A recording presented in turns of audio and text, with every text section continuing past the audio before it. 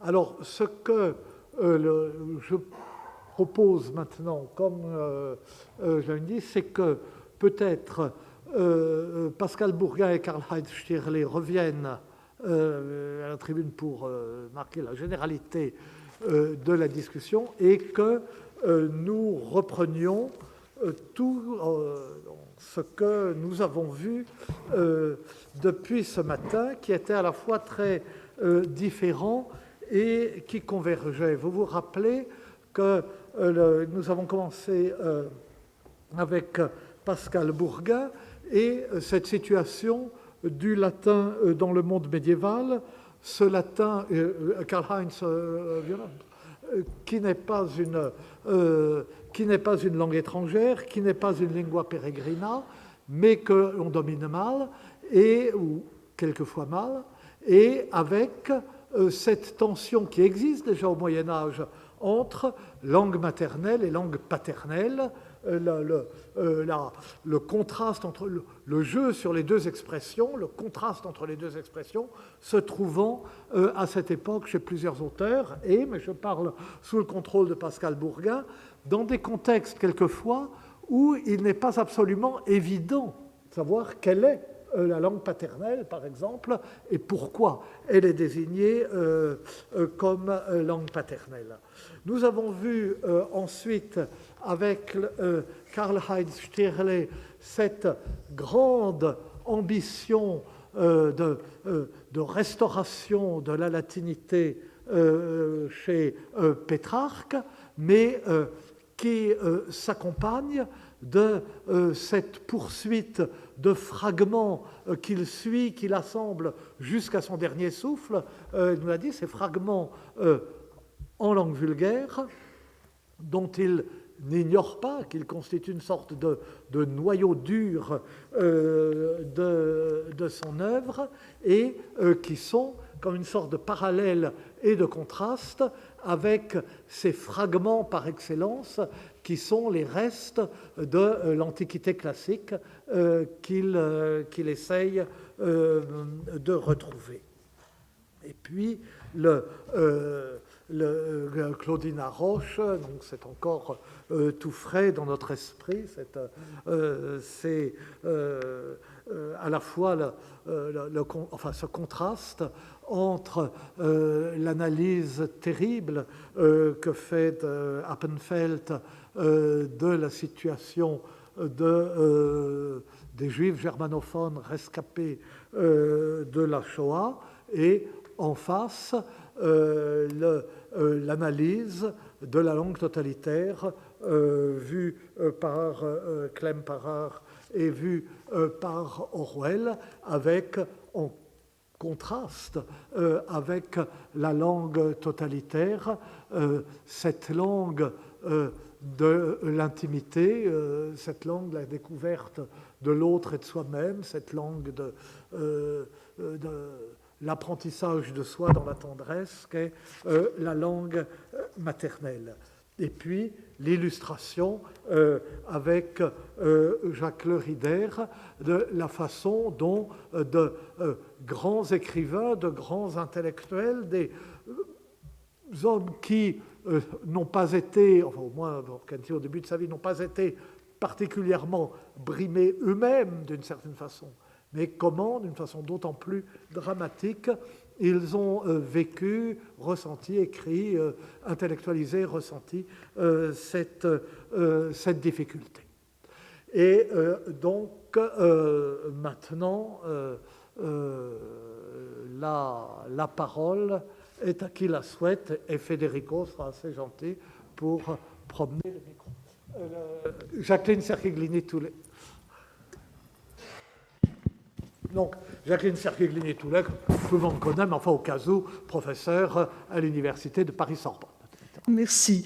À écouter Pascal Bourgain et Claudina Roche, j'ai le sentiment que ces conférences nous proposent un critère pour répondre à une des questions qui nous préoccupe, à savoir qu'est-ce que ma langue, et que ce critère serait peut-être la langue que je peux enrichir. Alors j'aurais aimé avoir le sentiment des deux conférencières sur une des suggestions que j'ai tirées à leur écoute. qui commence? C'est une très belle définition. Effectivement, ma langue, c'est celle devant laquelle je me sens en position de pleine entente et de créativité. Et donc, on peut l'enrichir. On peut voir dans le temps, tous les moments où on n'a pas pensé, où ça faisait problème ou pas, c'est le haut Moyen-Âge, on ne pensait pas trop. Les moments où, dans les milieux grammaticaux, on a essayé de ne pas trop insérer de choses qui n'étaient pas latines, hein, et de revenir à des normes. Et puis les moments où ces normes assimilées, on est reparti sur une créativité forte, et je pense au moment du XIe au XIIIe siècle. Ensuite est revenue une certaine crispation à cause de gens comme Pétrarque, qui avait un latin extraordinaire, mais extrêmement contrôlé. Et c'était pourtant sa langue aussi, nous l'avons entendu. C'était sa langue, et il est probable qu'il était même, en tout cas pour écrire, plus à l'aise que dans les différents vulgaires qu'il maîtrisait fort bien dans le cas de l'italien, nous le voyons, mais qu'il pouvait parler. Alors, je pense que ce critère, effectivement, de la langue qu'on ne craint pas d'enrichir, distingue par soi-même, distingue effectivement la grammatica telle qu'elle a été conçue au cours des siècles médiévaux, c'est-à-dire une langue qui est fixée, qui est donnée, qui est utile, dont on se sert, dans laquelle on écrit, mais dont on essaye de ne pas sortir. Et la même grammatica, mais c'est-à-dire le latin, qui est utilisée comme une langue de création, et avec des créations de fait, depuis le Xe siècle au moins, mais même avant, mais elles étaient plus inconscientes, et puis des créations assumées à partir du XIIe siècle, disons du XIIe au XIIIe. Mais cela me semble une excellente approche. Je vous remercie. Claudine, attends, appuyez.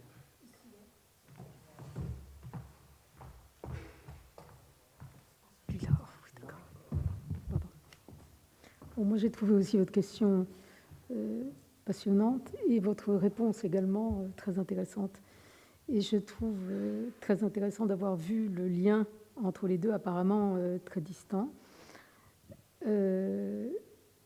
Ma langue, c'est celle qui me permet de parler, d'exister, de prendre la parole, mais de prendre la parole pas dans la surdité, c'est-à-dire pas dans un flot ininterrompu. C'est celle qui me permet aussi d'être entendue et de faire une place à l'autre, non pas par les normes, mais peut-être aussi par le plaisir de la créativité, par la sensibilité, le besoin de l'autre dans la langue, qui n'est pas uniquement limité, bien entendu, à la mère. Pour moi, la mère est au départ, mais en aucun cas ne se maintient ensuite dans la langue. Elle est au départ comme condition d'acquisition de la langue et de la pensée et du rapport à l'autre. Donc, il y a toute cette dimension d'enrichissement, effectivement, de plaisir, de jubilation, de jeu, et de construction de soi, et de possibilité aussi, comme je me suis efforcée de le dire à la fin de mon propos, de reconstruction de soi, c'est-à-dire les choses sont, ouvertes, elles ne sont pas finies, fermées, déterminées. Je crois que cette question de l'enrichissement et de l'appauvrissement, en particulier aujourd'hui, est extrêmement importante, parce que si on ne peut pas s'exprimer avec des mots, des nuances et beaucoup de richesse dans le vocabulaire, il y a quelque chose. On peut effectivement penser à des formes de minimalisme dans l'expression, mais on peut aussi penser à des formes de pauvreté qui, comment dire, induites par la rapidité, le changement permanent, l'accélération, les clichés, la façon de s'exprimer par cliché. Donc, je crois que c'est des questions très, très importantes. Et surtout, ce que je redoute beaucoup dans l'idée de ma langue, c'est la coupure d'avec les autres, c'est-à-dire une espèce de revendication identitaire narcissique qui est extrêmement présente aujourd'hui, qui n'est pas du tout tournée vers l'ouverture et la générosité et l'écoute, mais beaucoup plus tournée vers une espèce d'expression continue de soi dans la surdité de l'autre. Voilà. Bon, mais j'arrête parce que je ne veux pas être trop longue. Si, généralement, il me semble que si la formule de Jacqueline couvre en effet assez bien tout ce qui s'est dit depuis ce matin, parce qu'une langue que je peux enrichir, c'est une langue sur laquelle j'ai des droits. Et j'avais remarqué, alors comme le faisait remarquer ensuite Pascal, sa position n'est pas la position commune du Moyen-Âge. Mais ce que dit Dante de la grammaire du latin par opposition à la langue vulgaire qui est plus noble, c'est cela.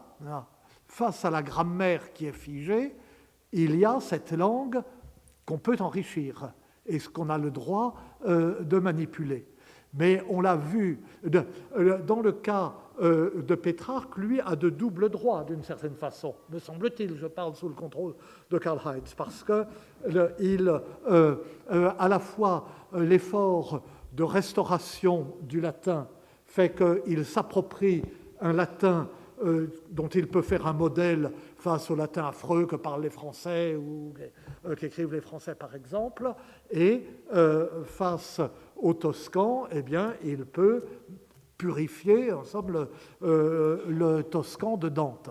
Mais on l'a vu encore bien plus cet après-midi, puisque le problème de ces écrivains juifs ou de ces juifs tout court, c'est de ne pas pouvoir enrichir une langue parce qu'ils n'ont pas le sentiment d'avoir des droits sur la langue ou parce qu'on leur a retiré tout droit sur la langue comme tout droit en général, de sorte qu'effectivement c'est une formule qui est, me semble-t-il, très éclairante pour ce que vous avez vu. Mais enfin, excusez-moi, je parle tout le temps sans avoir rien à dire. Oui, Pascal. Moi, je voudrais parler, alors on a beaucoup parlé de juifs avec leurs problèmes linguistiques cet après-midi. Il y a des juifs qui ont écrit au Moyen-Âge. Et du moment qu'ils étaient convertis, ils écrivaient en latin. Alors, est-ce que c'était pour eux une frustration ? En entrant dans la civilisation occidentale qui était chrétienne, ils prenaient aussi le latin. Et bon, il y a Guillaume de Bourges, il y a Pierre-Alphonse en particulier, il pense qu'il peut faire quelque chose. Il peut faire quelque chose avec sa richesse, qui est la richesse de sa civilisation. Il va dire qu'il peut raconter des histoires et une façon de sagesse qui n'est pas utilisée par les latins et qu'il va prendre donc dans sa propre culture et qu'il passe en latin. Il joue un rôle de passeur dans lequel je vois, moi, une sorte... Je ne lui vois pas de contrainte. Alors, il y a des gens qui le lisent en disant c'est une souffrance parce qu'on l'a obligé à se convertir. Bon, là, je ne sais pas si quelque chose peut dire qu'on l'a obligé à se convertir. En tout cas, il écrit un ouvrage qu'on considère comme un recueil de contes, qui est un recueil d'aphorismes de sagesse, dans lequel il dit nommément, il dit plusieurs fois, cela vient de ma culture, et cela vous manque. Cela vous manque et maintenant vous allez pouvoir l'avoir. Et il le fait en latin parce que c'était la seule façon de faire.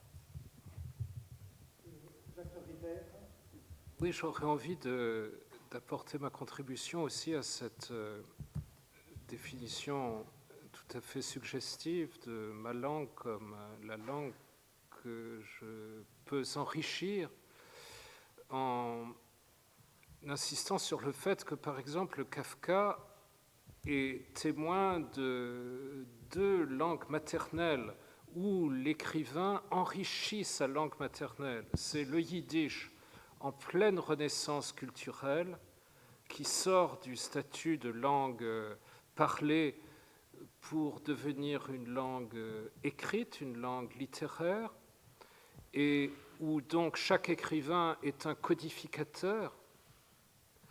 Et c'est le tchèque qui se trouve lui aussi dans la situation d'avoir à s'affirmer comme une des langues européennes de plein droit. Par exemple à l'université tchèque de Prague ou en littérature.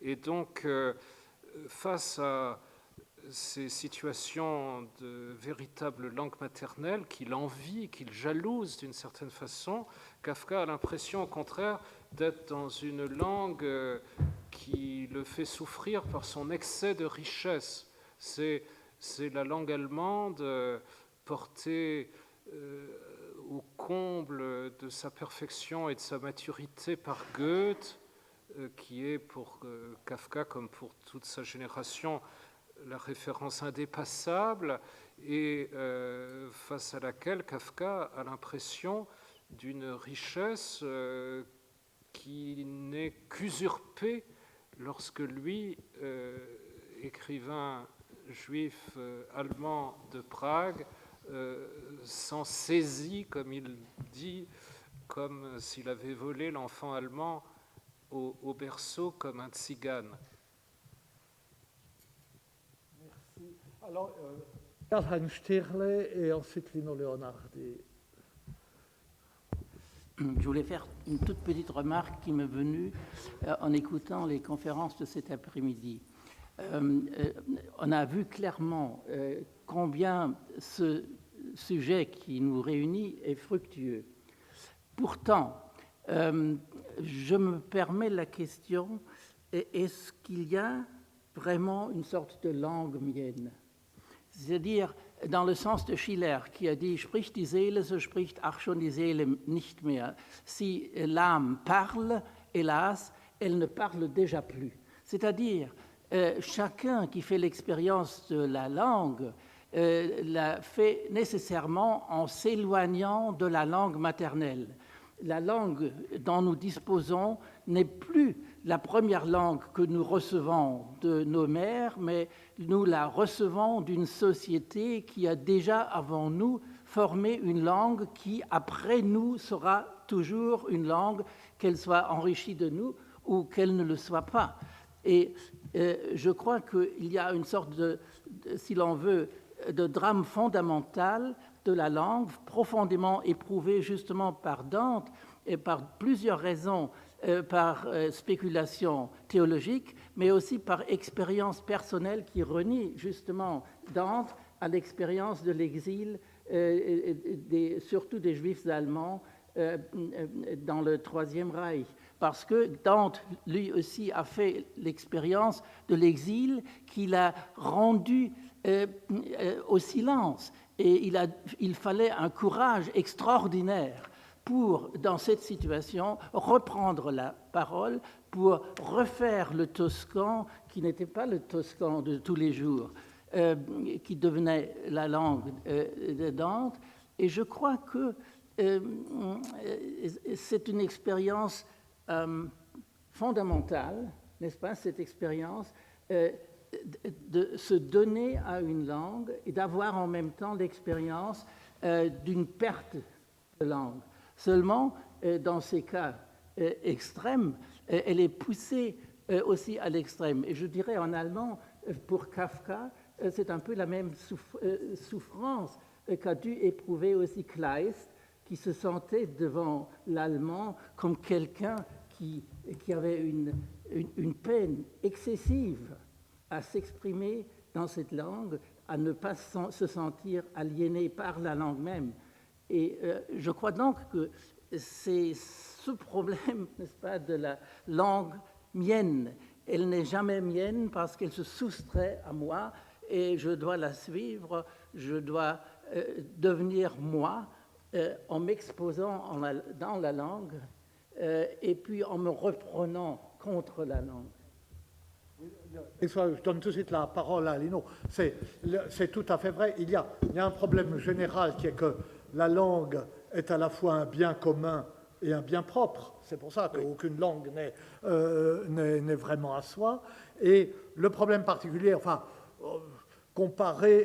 l'exil de Dante a été très très douloureux. C'était pas exactement la même chose que le sort des Juifs au moment de la Shoah, mais la dépossession, ce que je pensais en écoutant les citations d'Appenfeld, la dépossession de l'allemand était quelque chose de particulièrement terrible, justement parce que ces Juifs se sentaient tellement de langue allemande, avaient tellement aimé l'allemand. Et on peut le comprendre, même des Français peuvent le comprendre, à travers un roman, qui n'est pas un roman de premier ordre, mais qui a exercé une grande influence, qui est Zilberman de la Crételle.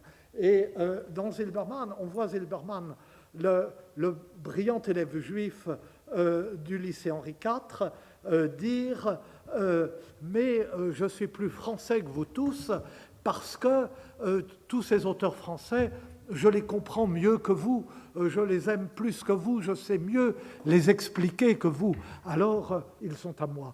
Et vous ne pouvez pas me les retirer. Eh bien, très visiblement, ou très évidemment, c'était la réaction, ou ça a été la réaction avant d'être détruit, même s'il n'était pas tué, des Juifs allemands au moment du nazisme. Mais excusez-moi, alors, Lino Leonardi, professeur à l'Université de Sienne. Ce que je voulais dire a quelque chose à faire peut-être avec la citation de Schiller que vous venez de faire, parce qu'à propos des fragmenta du titre de Pétrarque, parce que je me demande si, plutôt qu'une référence aux fragments de la culture, du marbre de la culture classique, ce mot si significatif du titre n'a pas à faire, comme le suggérait Francisco Rico dans un article de sa jeunesse, avec ce dernier passage du Secretum, où Pétrarque parle de son propos de recolligere sparsa anime fragmenta. Et c'est quelque chose qui revient dans les premiers vers du fragmenta, les rime sparse. Parce que là, je trouve que c'est justement parce que le livre, c'est le livre de son âme, que la langue vulgaire s'imposait. Peut-être parce que, justement, pour Pétrarque, ce n'était pas sa langue. On a les autographes de Pétrarque, on a aussi quelques pages de ses ébauches des poèmes en langue vulgaire. Il y a des notes dans les marges où il parle avec soi-même, et ces notes sont en latin. Là où il dit « non satis triste principium », ou là où il dit « on m'appelle à dîner et je dois interrompre », tout ça c'est en latin. Donc, mais la langue vulgaire, c'est quelque chose quand même qui peut-être s'imposait là où il faut recolligere fragmenta anime. Et peut-être aussi, il y a là dans les titres une référence presque obligatoire à l'autre titre, l'unique peut-être avant Pétrarque, où on parle de vulgare, c'est-à-dire le de vulgari, parce que la confrontation avec Dante pour Pétrarque, c'est toujours là, toujours un peu masquée, mais quand même très présente. Et aussi pour Dante, Michel Zinc, vous avez montré très bien ce qu'il dit sur la langue vulgaire par rapport au latin. Vous avez glissé sur l'énumération de tous les différents dialectes d'Italie, mais là, justement, c'est un point que je trouve doit être remarqué, parce que cette langue noble, vulgaire, n'existe pas. Et donc, quelle est la langue dans laquelle Dante écrit sa comédie? En fait, on ne le sait pas, on n'a pas d'autographe, il faudrait aussi, je crois, prendre en compte le fait que tous ces auteurs du Moyen-Âge vulgaire sont très conscients du fait que l'état de langue spécifique de leur texte ne va pas survivre, va être changé immédiatement, va se perdre. Donc là aussi, il y a un statut qui n'est pas si strictement lié à la langue maternelle, à la langue personnelle, c'est quand même un niveau de langue littéraire, et donc peut-être ce n'est pas quand même ma langue, la langue dans laquelle j'écris mes œuvres, quoique ce soit des œuvres en langue vulgaire. Si, vous avez 1000 fois raison. Anna Maria Babé, professeure. Oui, moi je voulais ajouter quelques suggestions à ce que Claudine Roche a dit à propos de Appenfeld, parce que je l'ai invité il y a quelques années au moment de la traduction italienne de ses mémoires. Et donc, au moment de la présentation, justement, il a souligné les longs moments de silence, comme vous avez dit, mais aussi le fait qu'il n'avait jamais pensé, comme il est dit d'ailleurs dans ses mémoires, à écrire. Donc, l'esprit créateur est arrivé avec la nouvelle langue qu'il a appris. Avant, il n'avait jamais pensé sur ce point. Donc, merci beaucoup d'avoir rappelé ce... Je peux faire un commentaire à Oui, ce que vous venez de dire. Je pense que vous avez tout à fait raison. Je crois que ce qui a été terrible dans le cas d'Appelfeld et dans bien d'autres cas aussi, c'est la mise au silence et la stigmatisation, la dégradation, l'humiliation profonde, la déqualification profonde. Et il me semble qu'on peut difficilement poser la question de la langue sans parler du rapport à la langue et du rapport de l'individu et de la place du sujet, du soi, du moi dans la langue et du rapport à l'autre. Il y a une espèce de tout comme ça. Et effectivement, il a pensé, Appenfeld, vous me corrigerez si je me trompe, il a pensé qu'il pouvait écrire directement sur son vécu. Et puis, il a très rapidement renoncé parce qu'il n'écrivait que des choses triviales et extraordinairement ennuyeuses. Et il y a des éléments de son vécu dans tous ces romans qui sont extraordinaires, mais c'est les conversations avec Philippe Roth qui ont eu lieu pendant des années. Ils marchaient pendant des années ensemble à Londres, à New York, à Vienne. Et justement, Philippe Roth l'a amené à se déprendre de ce soi mis au silence pour arriver, en racontant des histoires autres que la sienne, mêlées d'éléments biographiques de ce qu'il avait vécu, à pouvoir écrire dans une autre langue. Et c'est pour ça que je voudrais ajouter quelque chose aussi, faire un commentaire à ce qu'a dit tout à l'heure Pascal Bourgain, qui me paraît très intéressant, sur la question du passeur. Et je crois que c'est lié à la question de la confusion aussi entre l'enfermement dans une langue, l'authenticité et le moi. C'est-à-dire on peut dire beaucoup de choses dans une langue qui n'est pas la sienne, ou dans une autre langue, de même qu'on peut dire beaucoup de choses en racontant d'autres vies que la sienne. Enfin, je reviens toujours sur cette idée. Voilà. Merci. Ursula Behler, qui est professeure à l'Université de Zurich. Merci beaucoup. Alors, je vais peut-être commencer par mon parcours personnel, parce que je suis donc suisse et ma première langue a été et toujours le suisse-allemand. Deuxième langue, c'est le haut-allemand. Et la troisième langue, c'est le français. Et Madame Haroche, je pensais, vous avez évoqué la différence entre la langue maternelle, ce qui coule, ce qui coule de source, et les autres langues qui seraient plus fixes, plus figées peut-être pour les individus qui les ont appris. Et moi, c'est vrai que je remarque de plus en plus qu'en allemand, je configure de manière différente le monde et les textes. J'ai une approche beaucoup plus synthétique, alors qu'en français, quand j'analyse les textes en français, j'ai une approche beaucoup plus analytique. Et pour moi, c'est ça, en fait, dans mon parcours personnel, cette différence.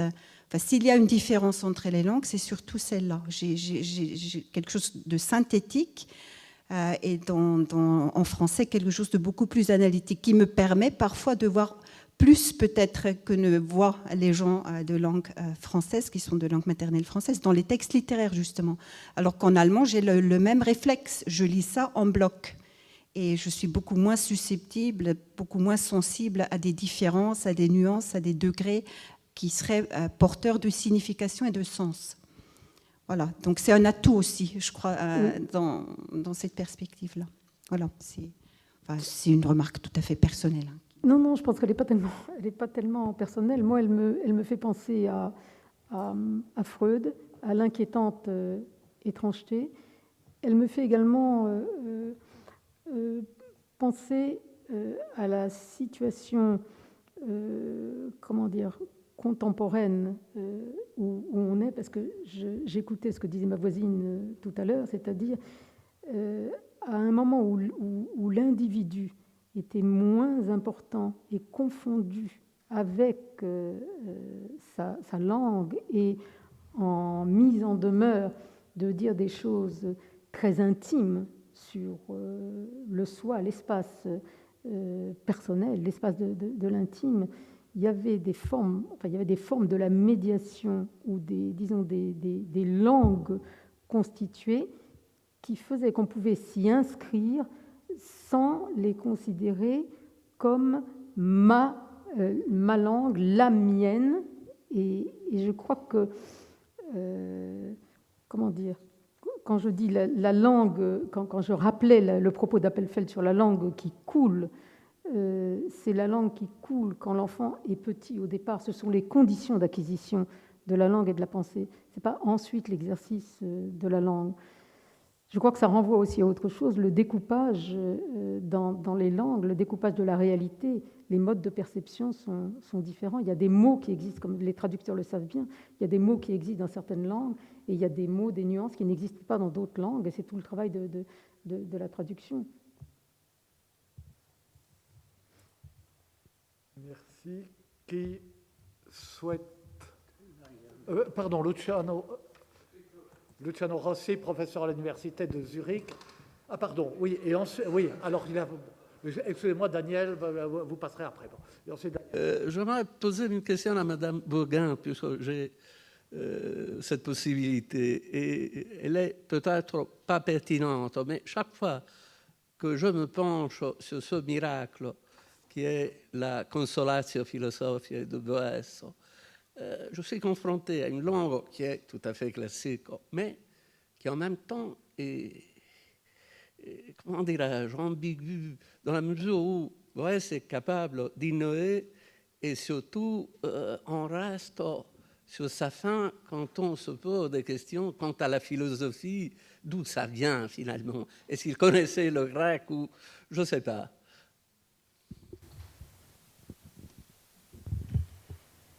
Il est certain que Boès connaissait le grec, puisqu'il a fait beaucoup de traductions. Sur le plan philosophique, je n'oserais pas vous répondre. Il a cherché, dans la Consolation de philosophie, à exprimer une pensée de façon extérieure à ses convictions religieuses, et donc selon un mode littéraire qui pouvait se rapporter aux exposés philosophiques antiques et notamment grecs. Donc par mythe, par prosopopée, et surtout avec cet extraordinaire mélange de prose et de poésie qui lui permet d'exprimer des choses différentes en ayant l'air de dire la même chose. Pour ce qui est de la langue, il est bien évident que cette langue qu'il veut classique, il ne le dit pas classique, c'est le latin tout court, c'est celle de toutes ses lectures, est malgré tout contemporaine, qu'il y a d'un ordre des mots malgré tout qui, bien qu'il soit relativement classique, est en train de glisser légèrement, et puis surtout qu'il a, comme tous les latins de l'âge classique d'ailleurs, il est bilingue, alors lui bilingue latin-grec, puisqu'il n'y a pas eu avant le IVe siècle de littérature de gens qui ne parlaient que le latin, ils étaient tous bilingues. Donc il y a peut-être une plus grande, parce qu'il parle de philosophie, une plus grande imprégnation de certaines tournures grecques qui sont aussi en train d'entrer dans la langue par le latin patristique et les traductions des textes du christianisme. Ça donne des petites différences, peu parce que c'est une langue très contrôlée. Et dans cette langue très contrôlée mais vivante, parce que s'il écrivait exactement comme 4 siècles avant, ce serait une langue morte, il a donc essayé de donner sa pensée profonde selon un mode philosophique inspiré également de ses lectures, tout en étant très personnel. Je ne saurais vous en dire plus sur sa philosophie. Merci. Daniel Heller-Rohazen, professeur à l'université de Princeton.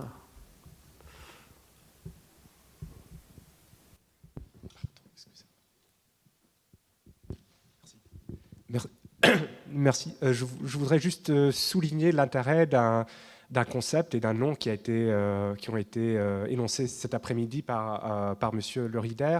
C'est le nom ou le concept de jargon qui me semble particulièrement intéressant étant donné notre thème, puisque le jargon, c'est quelque chose qui ressemble à une langue sans en être une.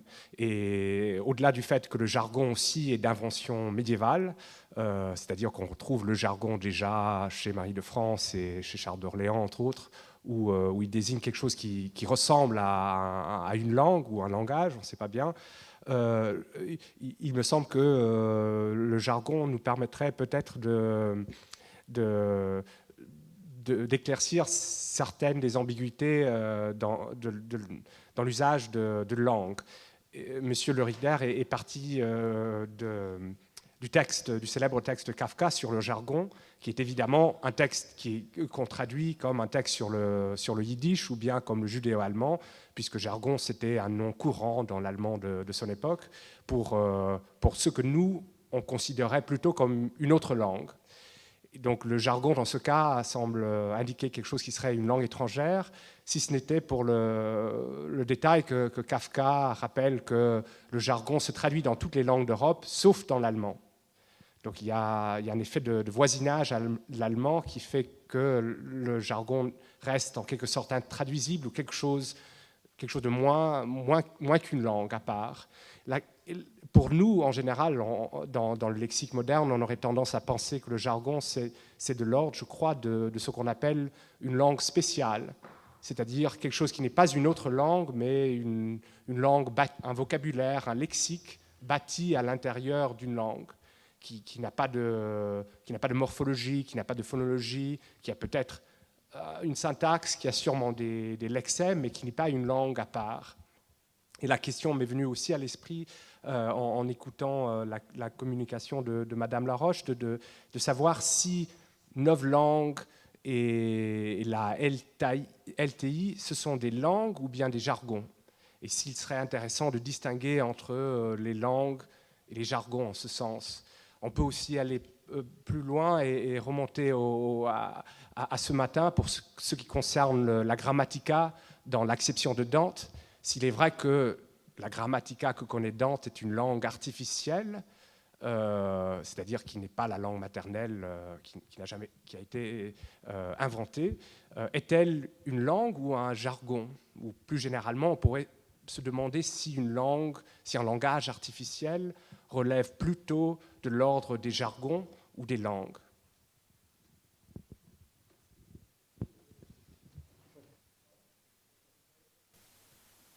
C'est vrai que cette question du jargon est extrêmement riche et complexe.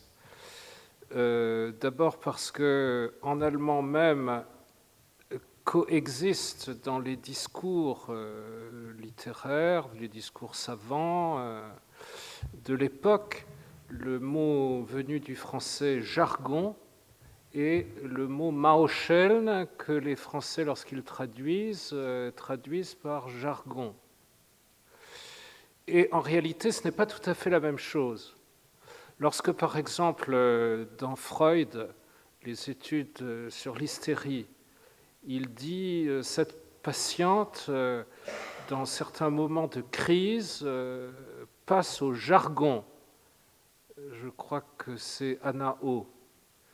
Et tantôt elle passe à l'anglais, tantôt elle passe au jargon pour dire ce qui, dans sa langue de culture, dans sa langue de censure culturelle, d'autocensure, elle ne pourrait pas dire. Donc ce qu'elle ne peut pas dire, ce qui ne se dit pas en allemand, Anna O, si c'est bien elle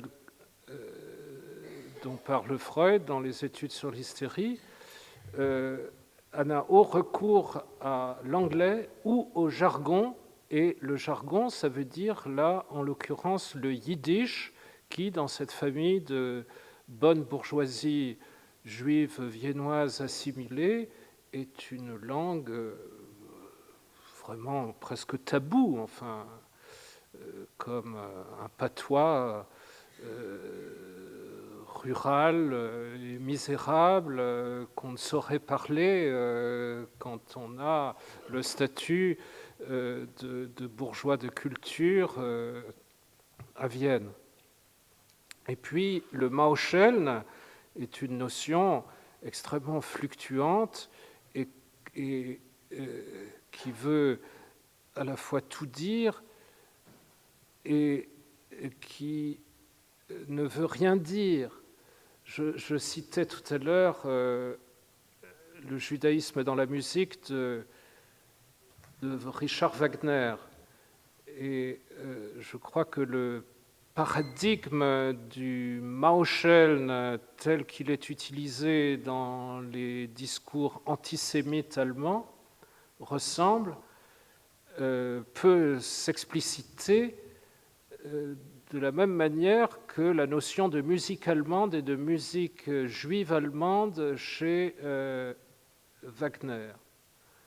Pour quiconque d'honnête et de sensé, il n'y a pas de différence entre la musique de Handel et celle entre la musique de Mozart et celle de Mendelssohn. La différence est une construction purement idéologique, un pur fantasme. Et de la même façon, il n'y a pas de différence entre l'allemand d'un juif assimilé et l'allemand d'un non-juif à la même époque et dans la même ère géoculturelle. C'est une différence construite, une différence fantasmée. Et c'est d'autant plus intéressant que cette différence fantasmée se trouve, pour ainsi dire, c'est le mot qui me vient à l'esprit, qui est intériorisée, internalisée chez Kafka, qui en fait une sorte de thème d'auto-analyse masochiste, alors que Monsieur Zinc le rappelait tout à l'heure tout à fait pertinemment, l'allemand de Kafka est le plus classique, le plus pur qu'on puisse concevoir. Kafka, lui, souffre et se torture parce qu'il a le sentiment de ne pas sortir du Maoscheln. Le Maoscheln est quelque chose d'imperceptible, d'invisible, qui échappe à toute analyse, à toute définition, qui n'est que préjugé, construction de stéréotypes, pure représentation. Et donc, vous avez 1000 fois raison de dire que cette réflexion sur le champ sémantique du jargon, à la fois en tant que jargon et en tant que Mauscheln, est une des clés certainement de l'histoire culturelle de cette période entre la fin du XIXe siècle et le premier tiers du XXe siècle. Merci. Excusez-moi, madame. Non, alors, madame. Où est Federico?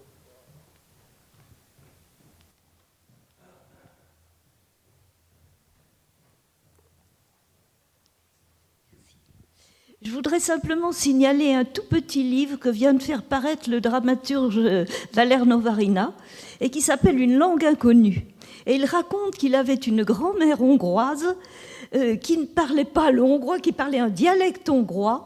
Et quand il était enfant, il ne comprenait rien à ce qu'il disait, évidemment. Et c'est resté en lui comme une musique qui existe toujours, il l'entend toujours, et c'est le départ de toute son œuvre, de toute sa quête sur les dialectes, où il dit chaque mot. Le dialecte pour dire un ruisseau, par exemple, n'a pas un mot, mais il a un mot pour dire le ruisseau calme, un autre quand il est mort, etc. Voilà, et toute son œuvre est partie de là. Voilà, c'est tout ce que je voulais dire. Merci. Si je peux... écoute, Pascal... J'aurais voulu rebondir sur la grammaire comme jargon, puisque vous en avez parlé. Quand on dit que la grammaire est une langue artificielle, nous tirons sur les mots. La grammaire, c'est un art. C'est un des 7 arts libéraux. Donc, que certains grammairiens médiévaux aient tiré vers quelque chose qui, pour nous, pourrait être traduit par artificiel, c'est une conception dérivée. C'est d'abord un art, et puis elle est universelle parce qu'elle représente la faculté, enfin tout ce qu'il y a de rationnel dans la langue, et qui peut donc en faire un outil propre à véhiculer les produits de la raison humaine. Il y a 3 grammaires. Ce sont les langues sacrées sont des grammaires. Donc l'hébreu est une grammaire, le grec est une grammaire, le latin est une grammaire. Mais en Occident, on ne parlera que d'une grammaire, donc, parce que c'est celle qu'on connaît, et c'est le latin. Alors certains en ont conclu, à cause de la théorie de l'imposition, c'est-à-dire le fait de décider que tel mot va vouloir dire quelque chose, telle notion va être représentée par tel nom, on sait bien que ce n'est pas la langue originelle, le latin. Donc, il y a eu un moment où on a dit, eh bien, la terre va se dire humus. Voilà. Et l'idée leur est venue parce que c'était une langue universelle, une langue rationnelle. Certains ont dit, c'est les grammairiens qui ont imposé un sens au mot. Donc là, ce n'est pas l'idée de tout le monde, c'est l'idée de certains grammairiens, mais que l'on rencontre avec cette idée d'imposition qui donne, si vous voulez, une action à des gens qui sont une entité qui n'existe pas. Qu'est-ce que ces grammairiens qui ont dit un jour, voilà comment on va faire, voilà quelles vont être les lois de la langue, ça n'existe pas. Là aussi, nous sommes au niveau du fantasme, hein, d'un fantasme explicatif. Le latin ne peut pas être la première langue, et s'il n'y avait pas eu des gens pour dire on dira telle chose de telle façon, qu'est-ce qui se serait passé? On s'est demandé quelle était la langue originelle. Alors, c'est qu'Adam parlait au paradis. Laquelle était-ce? Est-ce que c'est l'hébreu? L'empereur Frédéric II a voulu un jour en avoir le cœur net, et il a fait élever des enfants nouveau-nés par des nourrices avec interdiction de leur parler, pour savoir comment ils parleraient. C'est quelque chose qui se fait plusieurs fois, et qu'en particulier Frédéric II a fait. Eh bien, la conclusion, c'est que des enfants à qui on ne parle pas, mais vraiment pas, ils meurent. Ils meurent. Il n'y a pas de communication possible. Il leur manque quelque chose, et tous les gazouillis de la nourrice à l'enfant sont quelque chose d'absolument nécessaire, et Frédéric II ne le savait pas. En tout cas, il ne sait toujours pas quelle était la langue originelle, puisque ces enfants-là ne pouvaient pas vivre. Tous ceux qu'on a essayé d'élever ainsi sont morts. Ou alors ça devient des loups, comme les enfants loups. Il y a un problème. L'enfant à qui on ne parle pas ne peut pas se développer lui-même. Mais donc, c'est de ces idées-là, du fait que, après tout, le latin n'était pas la langue originelle, qu'est venue cette idée que peut-être il y avait des gens qui devaient être des gens très bien, donc des savants, hein, donc des grammairiens, hein, qui avaient décidé que ce serait comme ça parce que l'ensemble était considéré comme quelque chose de rationnel. Et alors là, on a la grammaire modiste au XIIIe siècle qui veut prouver les très bonnes raisons de choses dont nous savons bien qu'elles sont en fait venues de l'usage. Mais je ne pense pas qu'on puisse dire que cette grammatica, hein, qui est une, quand on appelle le latin ainsi, si vous voulez, c'est une reconstruction intellectuelle. Je ne pense pas qu'on puisse dire que c'est un jargon. C'est l'idée de la langue. L'idée de la langue dans ce qu'elle a de rationnel, c'est la grammatica. Et la grammatica a trois formes, dont en Occident, le latin, et donc il y a une équivalence grammatica-latin. Merci. Si je peux juste revenir un instant sur cette question du jargon que j'avais trouvé intéressante. Si j'ai bien compris ce que disait Jacques Le Rider, mais je me trompais peut-être, Marshall est nettement désobligeant. Et on recourt au terme français jargon parce que c'est un peu féministique par rapport à Marshall. Mais l'usage de jargon en français est pour désigner une langue qui existe, mais qu'on ne comprend pas. Soit une langue dont on ne veut pas que l'autre la comprenne, exemple le jargon de la coquille de Villon, hein, soit une langue qu'on ne comprend pas chez l'autre, mais dont on sait qu'elle a un sens. Le latin, effectivement, n'est pas un jargon, mais quand on dit le latin des oiseaux, c'est qu'on sait que le langage des oiseaux a un sens, mais qu'on ne comprend pas ce que disent les oiseaux. Eh bien, vient une époque où, dans la poésie, on ne dit plus, comme au XIIe ou au XIIIe siècle, le latin des oiseaux, mais où on dit le jargon. Comme dans Ronsard, hein, et déjà le rossignol doucement jargonné, dessus l'épine assis sa complainte amoureuse.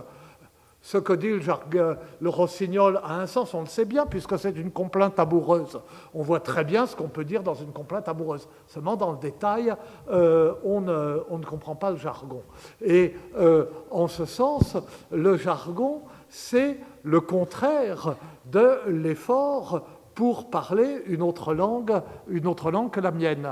Désigner le jargon, c'est renoncer à entrer dans une autre langue. Et c'est par là que le jargon devient péjoratif, me semble-t-il. Giovanna Angeli, professeure à l'Université de Florence. Pour enchaîner sur les jargons, alors c'est très banal ce que je vais dire là, mais c'est que effectivement, je ne peux pas ne pas rappeler donc l'épisode de l'écolier Limousin. Et là où, effectivement, donc, les géants assistent imperturbables donc, à tous les jargons que l'écolier Limousin lui débite, donc, que l'on vous cite Lutèce, etc. Donc, c'est un latin, non pas des cuisines, comme on l'avait en quelque sorte, non pas reproché, mais enfin, ce matin, nous avons eu cette jolie boutade de Madame Bourgain, donc, à propos du latin du Moyen-Âge, etc. Donc, ce n'est pas un latin des cuisines, c'est un latin jargonesque que donc, les gens ne comprennent pas, et il finit par dire, mais écoute, mais parler chrétien, donc parler un bon latin ou bien parler une vraie langue, etc., et quitte effectivement à suffoquer, à étrangler donc l'écolier Limousin. Donc, qu'est-ce qu'il parle ? Il parle un jargon, il parle plutôt donc une espèce de latin qu'on dirait, on pourrait appeler de polyphilesque. Ce n'est pas du latin de cuisine, ce n'est pas un latin macaronique, pas du tout. C'est donc un latin totalement reconstruit, burlesque, etc., mais donc dont on considère que la racine est latine et la désinence est donc française. Et il y a des exemples donc d'arabe et de macaronique, mais là, c'est vraiment cette espèce de jargon dont l'exemple sublime, disons, était celui du songe de Polyphile. Et donc, simplement pour...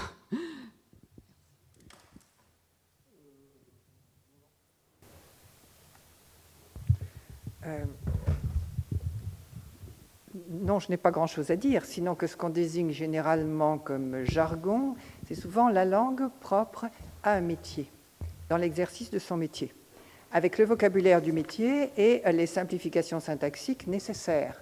Et que donc, on a pu parler, dans certains cas, du jargon des juristes quand ils deviennent incompréhensibles pour les autres. Et là, c'est le jargon des universitaires quand il devient incompréhensible pour un chrétien normal. Voilà.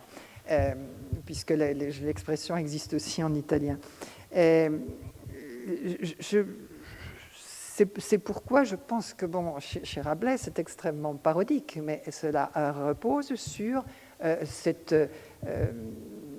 réalité qu'il y avait des langues à l'intérieur du latin ou du latin tel qu'on le parlait par exemple autour de la Méditerranée, où il y avait une sorte de lingua franca qui n'était plus, qui était à la limite du latin mais qui servait dans les échanges commerciaux. Ça aussi c'était un jargon, celui qui servait dans les échanges, un petit peu pidgin si vous voulez, qui servait dans les échanges commerciaux autour de la Méditerranée. Et puis le latin des juristes, et puis il y avait un peu aussi, quoiqu'il était plus savant, le latin des médecins. Et du moment qu'une catégorie socio-professionnelle surdéterminait une langue qui restait latine avec une utilisation qui l'obligeait à la transformer, on appelle ça un jargon. Et je pense que c'est cela, parodié, qui apparaît à cette époque, mais qui existe. On peut parler d'un jargon sans que ce soit véritablement une façon de déprécier. C'est une langue spéciale. Si, Karl-Heinz Stierle.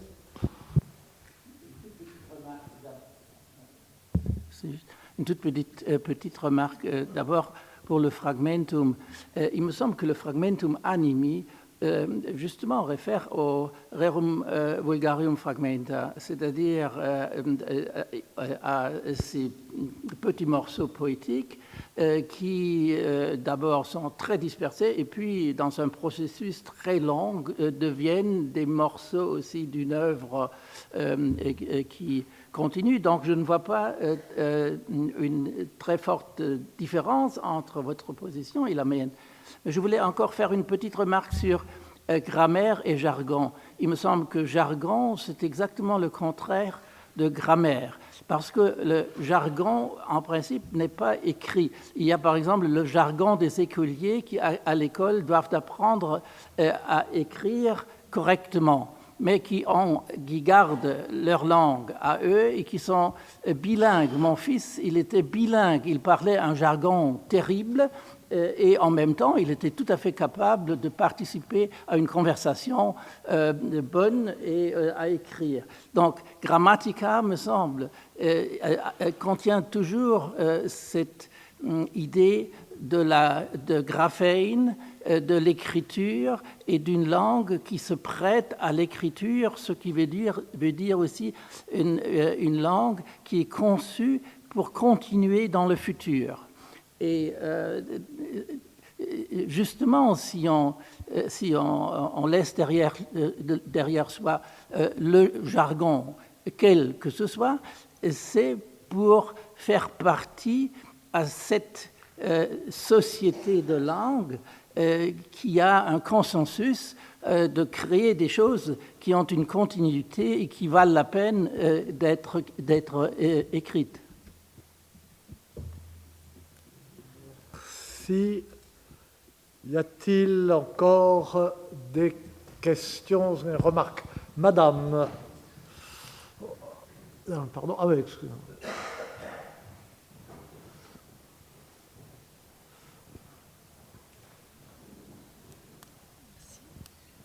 C'est une question pour Pascal Bourgain. Vous avez fait allusion à la formation des prédicateurs en langue vernaculaire, à l'entraînement au sermon en langue vernaculaire. Est-ce que vous pourriez un petit peu développer ce point qui m'intéressait particulièrement? Merci. Je l'ai pris dans les recherches de Nicole Berrioux, évidemment, qui a trouvé des statuts d'un collège, je crois, de Troyes, qui prévoit, bon, tous ces statuts de collège sont évidemment passionnants, mais ils en disent plus ou moins.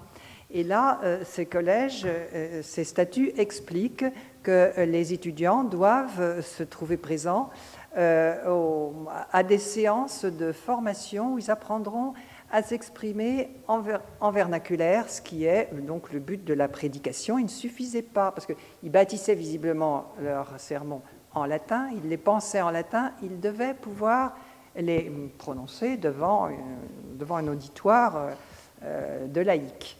Et il semble que ce n'était pas si évident. À un certain moment, on s'est dit, mais ils ont une difficulté, on va les entraîner à la prise de parole, puisqu'ils le faisaient entre eux en latin. La prise de parole en langue vulgaire méritait aussi un entraînement. Ils en avaient beaucoup en latin, ils avaient les séances de dispute, ils avaient toutes les séances de colibet, ils avaient toute une série d'exercices scolaires. On leur a ajouté des exercices scolaires pour la prise de parole en langue vulgaire. Et donc, c'est... attendez, la référence, je vous la donnerai, je l'ai là. Merci. Si il n'y a plus de questions, nous remercions à la fois les communicants, les intervenants pour cette discussion si riche et pour ces communications magnifiques, et nous faisons une pause en attendant le soleil fumarolien qui se lèvera dans un instant dès que l'Académie française aura procédé, c'est le cas aujourd'hui, à une élection que nous espérons fructueuse cette fois-ci. Donc en principe, Marc Fumaroli, qui dirige la séance, m'a promis d'essayer de faire vite, mais enfin une élection, et donc il devrait être là dans à peu près un quart d'heure, donc nous avons une pause en l'attendant.